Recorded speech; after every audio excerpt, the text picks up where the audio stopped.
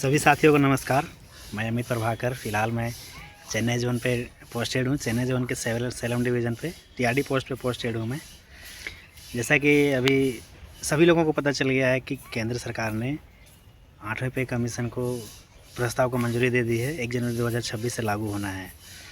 तो ऐसे में उन साथियों के लिए ये बहुत बड़ा मोटिवेशन का न्यूज़ है जो साथी तैयारी कर रहे हैं, क्योंकि अभी जो हमारे अभी वर्तमान में 7वां पे कमीशन कार्यरत जारी है केंद्रीय कर्मचारियों के लिए, बट 8वां पे कमीशन में एक सैलरी बढ़ने वाली है। 7वें कर्मचारी में क्या है कि मिनिमम बेसिक सैलरी अभी 18,000 दिया जाता है 10th लेवल पे जो पोस्ट है, लेकिन अभी क्या 8 पे कमीशन में उसको बढ़ोतरी की जाएगी। अभी किस तरह से क्या होगा ये हमारे एक साथी जानकारी है जो हमारे साथी कार्य करते हैं। आइए उनसे जानते हैं कि क्या इससे फ़ायदा होने वाला है। रजनीश जी बताइए इसके बारे में कुछ। हेलो नमस्कार दोस्तों। फर्स्ट तो ये 8 पे कमीशन के लिए रेलवे बोर्ड ने भी जारी कर दी। ऐसे केंद्रीय कर्मचारी के लिए जो कैबिनेट में बैठक होती है उनके द्वारा अप्रूव्ड कर दिया गया है, और इसको मेन विश्लेषण जो हम लोग करते हैं वो रेलवे मंत्रालय से ही पहली बार आती है, और उन्होंने भी इस बात को हरी झंडी दिखा दी है। ये 8 पे कमीशन के लिए 18 मंथ का टाइम पीरियड रखा गया है, जिसके द्वारा कमेटी सौंपेगी रिपोर्ट। उसी के अनुसार बेसिक डीए सारे सिस्टम बनाए जाएंगे।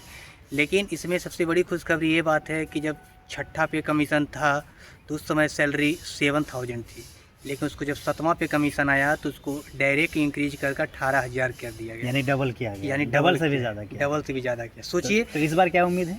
इस बार उम्मीद है 2 पॉइंट समथिंग का जो फैक्टर है वो फिटमेंट फैक्टर 2.16 रह सकती है, उससे ज़्यादा रहे। कम के तो चांस नहीं है, लेकिन मोदी गवर्नमेंट है तो कुछ भी थोड़ा हो सकती है, लेकिन आप निश्चित रहिए। 2 पॉइंट समथिंग फैक्टर का मतलब क्या है? जैसे मिनिमम बेसिक सैलरी 18,000 है। हाँ, तो उसका 2.16 से मल्टीपल कर दीजिए, यानी 36,000 बेसिक हो जाएगी।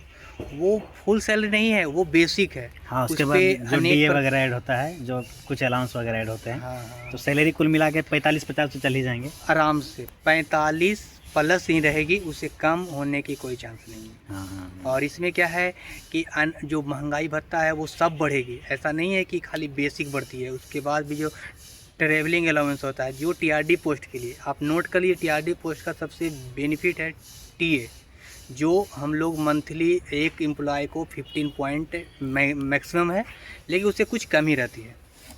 और वो जो अभी जो पॉइंट का जो है वो 1 पॉइंट का 625 है, लेकिन जब 8 पे कमीशन आएगी तो वो मिनिमम 1,000 होगी 1 पॉइंट का। वैसे कर्मचारी जो एचआर जो रेंट नहीं लेते हैं उनका तो एचआर भी सारा अलाउंस बढ़ेगा ना। हाँ, सारे अलाउंस बढ़ेंगे, जो क्योंकि महंगाई ना बढ़ रही है। महंगाई बढ़ रही है तो आप सोचिए कि महंगाई तो एक से नहीं बढ़ती है, वो सारे फिटमेंट फैक्टर को देख के बढ़ाता है, इसीलिए बढ़ाई जाती है।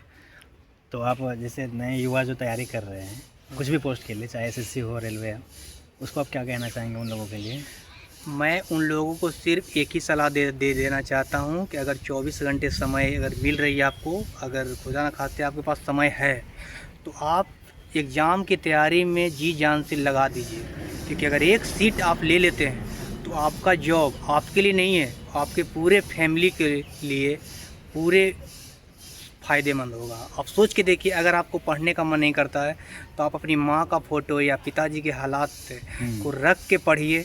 आपको कैसा फील होगा आप ही बता सकते हैं। जी, घर का स्थिति को आप देखिए क्या है। घर की स्थिति, आप घर की स्थिति को बदलने के लिए आए हैं। हाँ। उसको बदलना है, तभी आपका फ्यूचर बदला जा सकता है।